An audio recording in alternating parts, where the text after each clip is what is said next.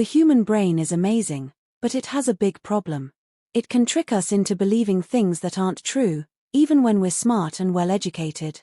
This scary truth is what a German pastor named DIETRICH Bonhoeffer figured out when he watched his whole country fall for Hitler's lies.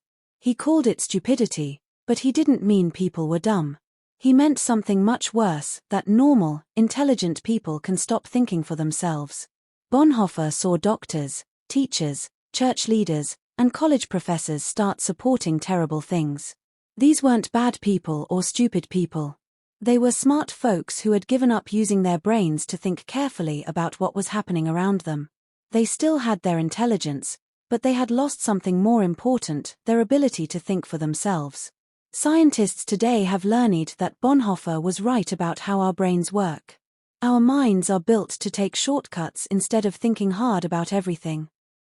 This made sense when humans lived in caves and had to make quick decisions to stay alive.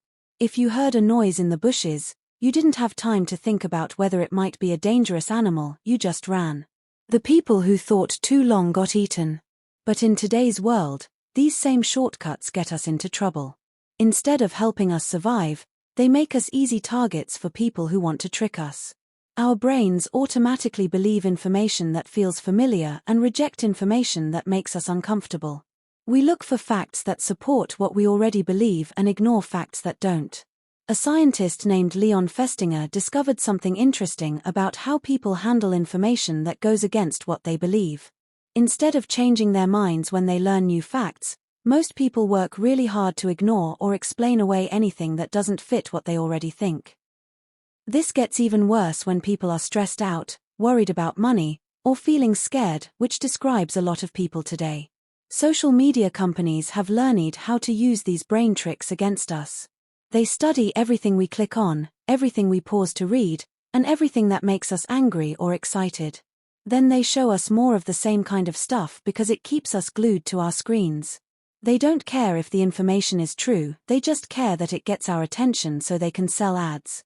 This creates what scientists call echo chambers, spaces where we only hear ideas that match what we already believe. It's like being in a room where everyone agrees with you all the time. That might feel good, but it stops us from learning new things or discovering when we're wrong about something. A famous scientist named Stanley Milgram did a scary experiment that shows how quickly normal people can stop thinking for themselves. He asked regular people to give electric shocks to strangers when a man in a lab coat told them to. Even when they heard screaming and thought they might be seriously hurting someone, 65% of people kept following orders.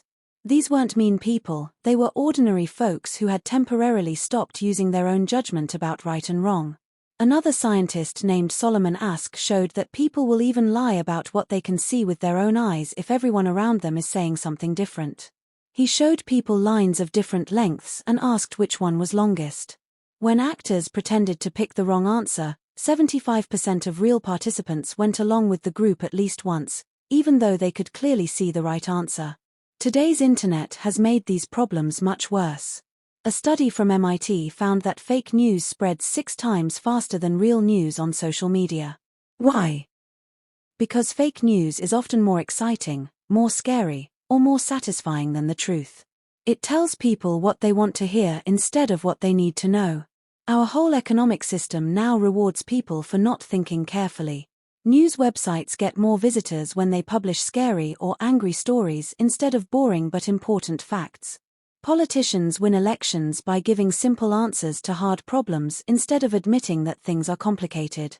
Social media companies make more money when we react with our emotions instead of thinking with our heads. When people are working 2 jobs, worried about paying rent, and constantly getting new information from their phones, it becomes easier to just accept simple explanations instead of trying to figure out what's really true. Each person might be making a smart choice for themselves, but when everyone does this, the whole society becomes less able to solve real problems. Breaking free from these mental traps requires what Bonhoeffer called costly grace, being willing to think for yourself even when it's hard, unpopular, or scary.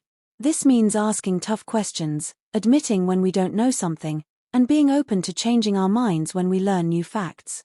History shows us the same scary pattern over and over again. The worst things that happen aren't usually caused by obviously evil people. Instead, they happen when normal, decent people stop thinking carefully and start going along with the crowd. This pattern, which Dietrich Bonhoeffer saw happen in Nazi Germany, keeps repeating itself in different times and places, and it's happening again today.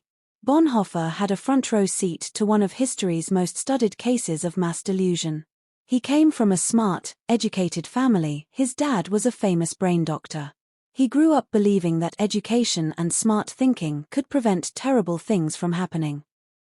But then he watched his whole country, full of educated people, start supporting Adolf Hitler and the Nazi Party. The scariest part wasn't that evil people took over. The scariest part was watching good people, doctors, teachers, church leaders, and college professors start believing and supporting ideas that went against everything they claimed to care about. These weren't stupid people being tricked by clever lies. These were intelligent people who chose to stop thinking for themselves.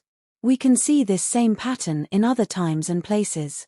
In Salem, Massachusetts, in the 1690s, a whole town became convinced that some of their neighbors were witches. The people who accused others of witchcraft weren't trying to hurt anyone, they genuinely believed they were protecting their community from evil supernatural forces. The judges who sentenced people to death weren't cruel monsters, they were educated men who thought they were upholding justice and God's law. The evidence they used would seem ridiculous to us today. People were convicted based on dreams, visions, and claims that invisible spirits were attacking them. But at the time, this seemed reasonable to a community that was scared, stressed, and looking for someone to blame for their problems. In the 1950s, America went through something called the Red Scare, where people became terrified that communist spies were everywhere. Senator Joseph McCarthy and his supporters weren't necessarily evil people trying to destroy innocent lives, many of them really believed they were protecting America from a dangerous threat. They destroyed careers and lives based on rumors and guilt by association, but they thought they were being patriotic. What makes these examples so disturbing is that education and intelligence didn't protect people from being fooled. Salem was a very literate community that valued learning and religious study. The Red Scare was supported by many college-educated professionals. Nazi Germany had some of the world's best universities and produced groundbreaking research in science and philosophy even while it was committing genocide. We saw the same pattern during the COVID-19 pandemic. Doctors who had spent decades practicing medicine based on scientific evidence started promoting treatments that hadn't been proven to work. Engineers who understood statistics shared false theories about vaccines. Lawyers who were trained to look at evidence carefully began spreading conspiracy theories about public health measures. These weren't failures of intelligence or education, they were failures of courage under pressure. When people feel scared and uncertain, they become more likely to believe explanations that make them feel better, even if those explanations aren't true. The human brain, when faced with too much confusing information, looks for sources that provide comfort instead of accuracy. Social media has made these problems much worse and much faster. The same mental tricks that led to past disasters now work at the speed of light across the whole world. A false claim can reach millions of people in hours, spreading faster than experts can prove it wrong. Groups of people who believe the same false things can find each other instantly, even if they live far apart. The way we get information today actually rewards spreading false stories. Social media companies make money from keeping people's attention, not from sharing true information. This creates a system where exciting, scary, or satisfying lies do better than boring truths. Content creators who try to give balanced, careful explanations can't compete with those who offer simple, emotionally satisfying answers to complicated problems. New technology has made these challenges even scarier. Artificial intelligence can now create fake videos and audio recordings that look and sound completely real. AI can write convincing arguments for almost any position, making it harder for regular people to tell what's real and what's fake. These tools don't just help spread false information, they attack our shared understanding of what's true and what isn't. The speed and reach of today's false information is unlike anything people in the past had to deal with. Where Nazi propaganda needed radio broadcasts and printed materials that took time to make and distribute, today's lies can be created and spread instantly from anywhere in the world. Where historical mass delusions developed slowly through word of mouth and community pressure, Today's echo chambers can change people's minds in isolation within weeks. But the basic psychology hasn't changed. People still prefer information that confirms what they already believe. They still trust authority figures who give them certainty when things are uncertain. They still find it easier to accept simple explanations than to wrestle with complicated realities. Understanding these patterns gives us hope that we can find better ways to protect independent thinking in an age of unprecedented manipulation. The lessons from history are clear. Intelligence and education alone aren't enough to protect us from mass delusion. We need to understand how our minds work, how we can be tricked, and what we can do to stay mentally independent even when everyone around us is going along with the crowd. Knowing that smart people can be tricked into believing lies raises an important question.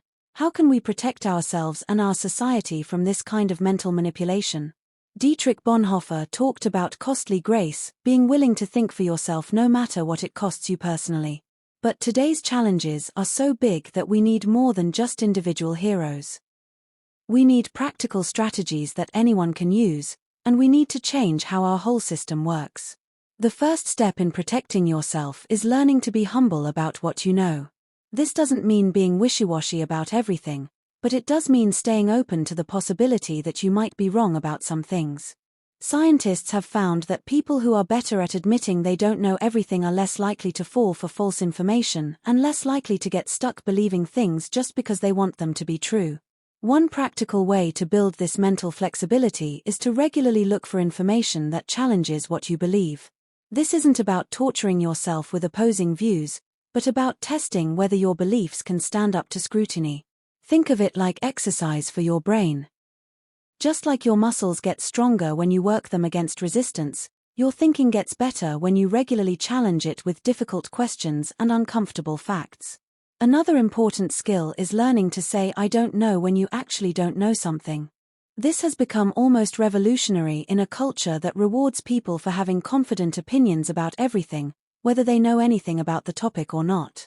Our schools usually punish students for admitting ignorance, which creates adults who feel like they have to have an opinion about everything. Getting back to the honesty of admitting when we don't understand something is a crucial step toward staying mentally independent. In our digital age, learning how to handle online information has become as important as learning to read.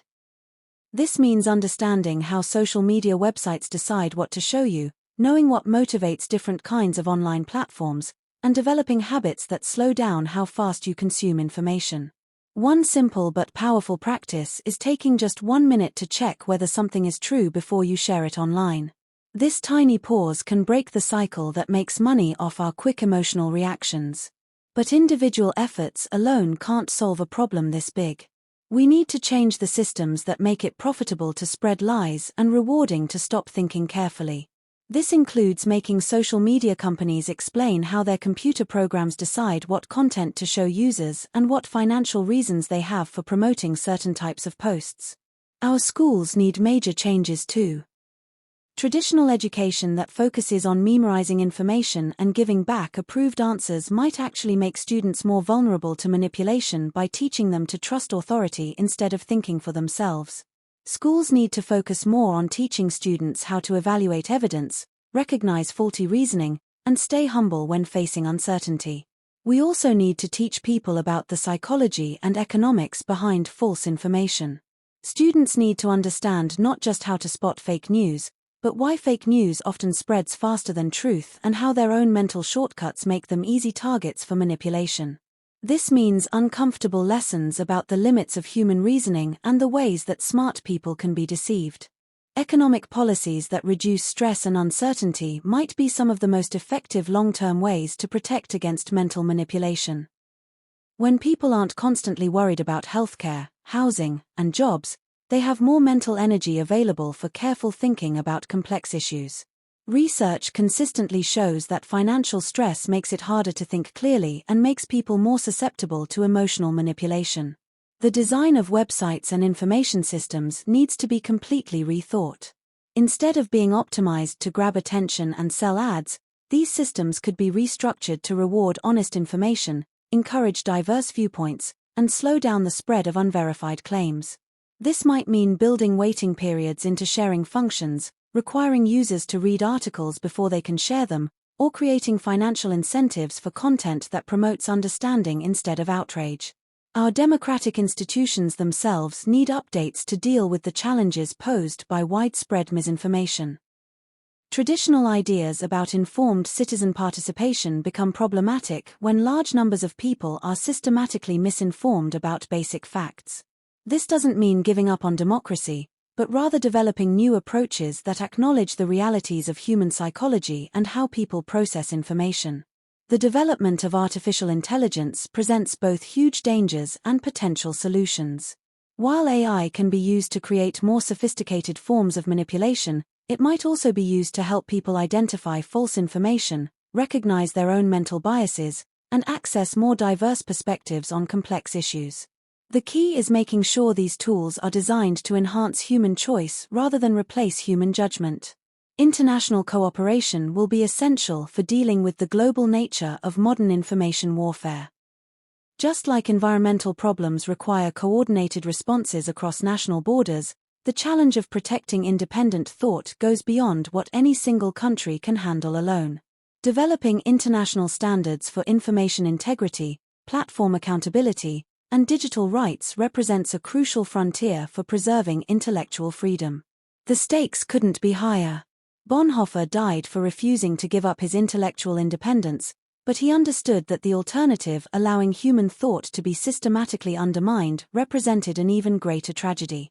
His final challenge is as urgent today as it was in 1945, when the pressure to go along with the crowd becomes overwhelming, when thinking for yourself requires real courage. Who will stand strong? The answer to this question may determine whether future generations inherit a world where independent thought is still possible, or one where most people have given up thinking for themselves.